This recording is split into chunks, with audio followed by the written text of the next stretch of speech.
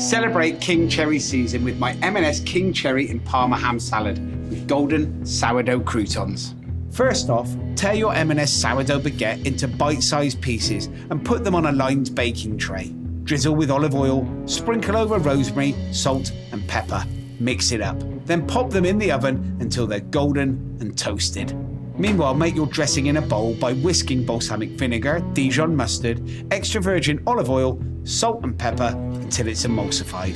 Add your halved king cherries to the bowl, mix well and leave them to marinate for a few minutes. Lay your M&S Italian-style leaves into serving bowls and top them with Parma ham. Tear your M&S mini herby roulade into small pieces and add them to the bowls. When the croutons are ready, add them to the serving bowls and spoon over the cherries and the dressing to serve. It's so fresh and so simple, but with gorgeous seasonal flavours like these, there's no need to complicate it.